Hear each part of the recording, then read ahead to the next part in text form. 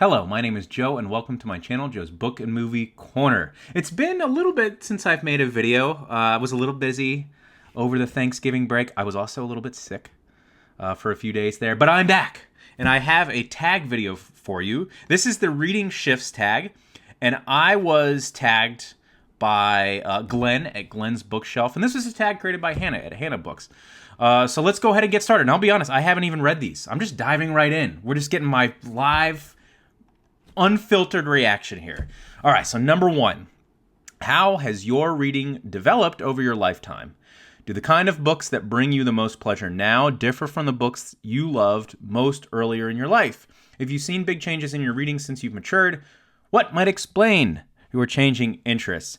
Well, when I was, obviously, I don't read the same things I read when I was a child. So when I was a child, I liked Goosebumps, Redwall fantasy books. I read just a couple of those. Roald Dahl, I was a big fan of his books. Basically fantasy. So a lot of fantasy. And then to end with fantasy, in middle school, I read Harry Potter. And by the way, and I'm an original book fan. I was reading, so I became a Harry Potter fan in between books 3 and 4. So I had the first 3 books to read, and then I was waiting a year for book number 4. And this was all before the movies came out. And I must admit, I do have a superiority complex when I run into people my age that are, they're big Harry Potter fans. And then they didn't read the books. They just watched the movies. Like, read the books. They're fun.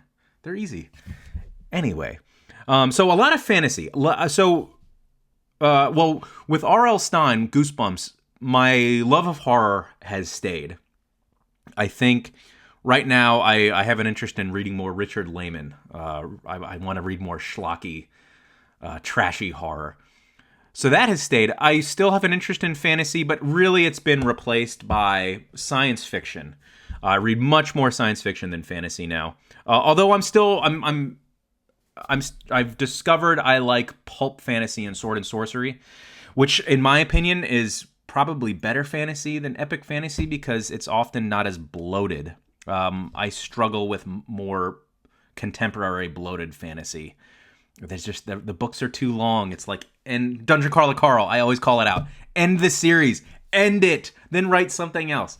Anyway, so yes, less fantasy. So I've shifted there, and I've replaced it with science fiction as well as classics. And then the other, so I guess high school, college, I also used to really like techno thrillers. Really mainly just Tom Clancy, the Jack Ryan books, and then Vince Flynn, the Mitch Rapp books. And that has definitely gone away. But I've read one thing recently. I read recently D.G. Compton's Quality of Mercy, which is an SF book, but it has a techno thriller plot to it, or a techno thriller-esque plot. And then I also have on my TBR list, I want to read something about nuclear war after seeing the new Bigelow movie, House of Dynamite, which was a bad movie, by the way. Great first act. Just watch the first act and turn the movie off. That's all you need to see. So I have Arclight by Eric Harry to read. So hopefully that will get me back into reading techno thrillers because it's a genre I kind of miss.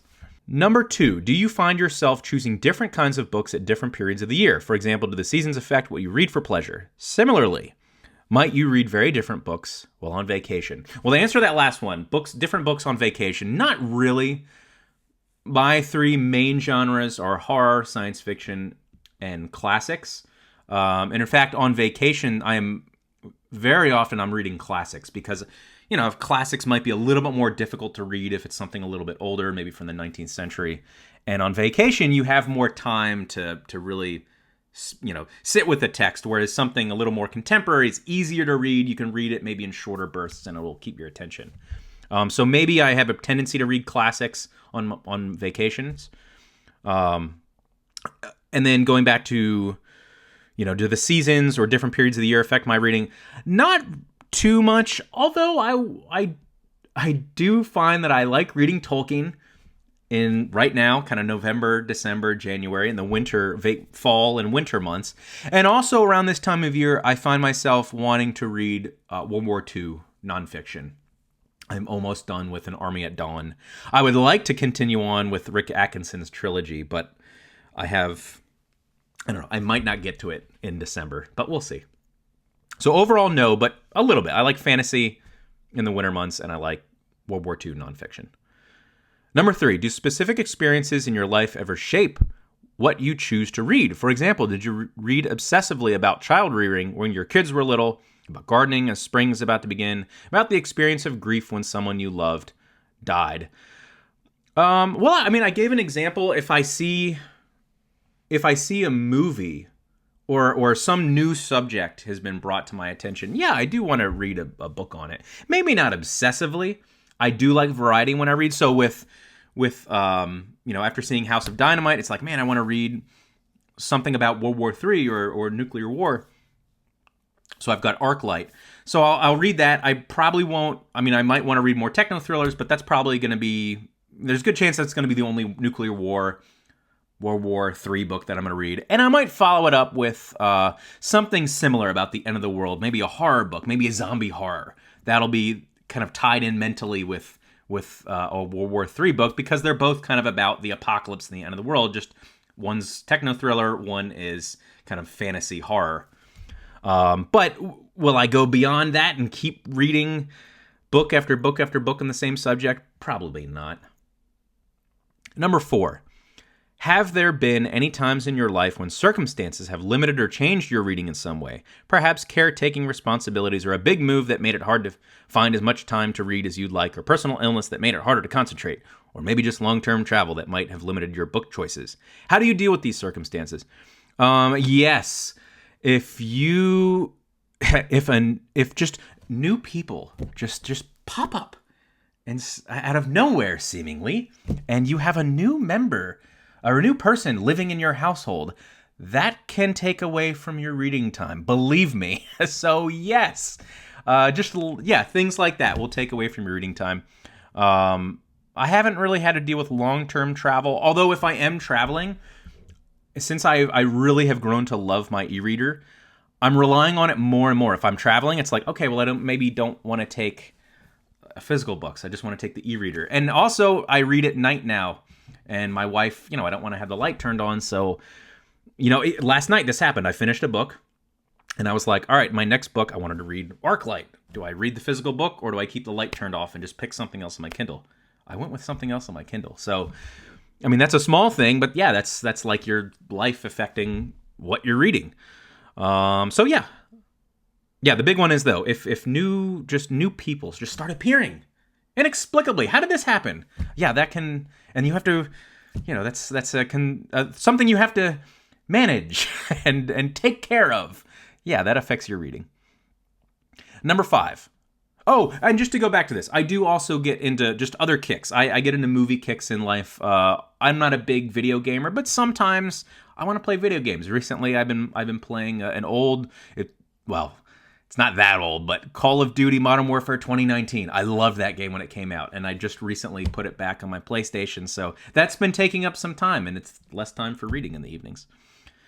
Okay, number 5. BookTube is full of discussions of reading slumps, when dedicated readers seem to lose interest for a while in books. Sometimes they just can't find a book that appeals to them. Have you ever experienced a slump? If so, how did you handle it? If not, do you have any advice to give people who are experiencing slumps?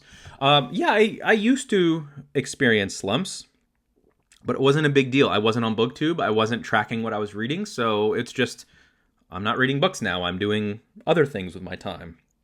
Usually video games or watching movies.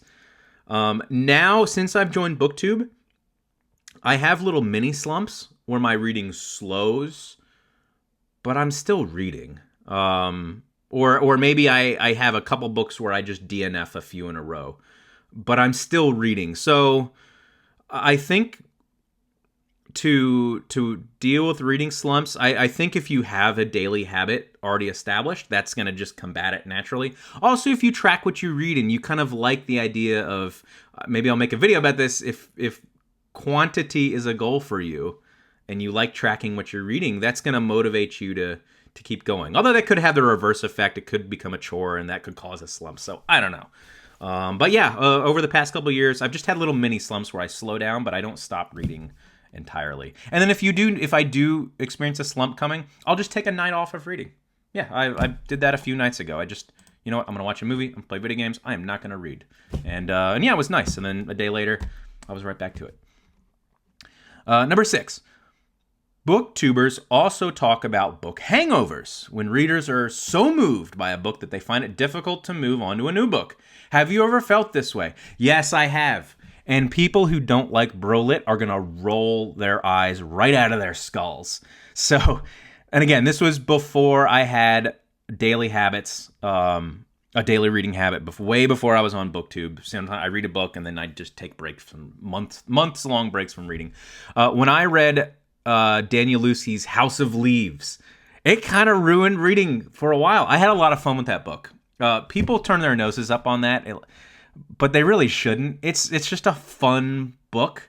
And don't worry if you go into it, don't worry about it. Yes, it's kind of a puzzle, but you don't need to solve the puzzle. It's more about just enjoying the very bizarre experience with this interactive book where you're reading, you're turning the book to read it, and you're reading footnotes, and read all the footnotes if you tackle it. You're flipping around, reading footnotes, going back to the story, you're reading endnotes and footnotes and appendices. That book is so much fun, but it was such a fun interactive experience that just going back to a normal book after that was like, it was kind of difficult.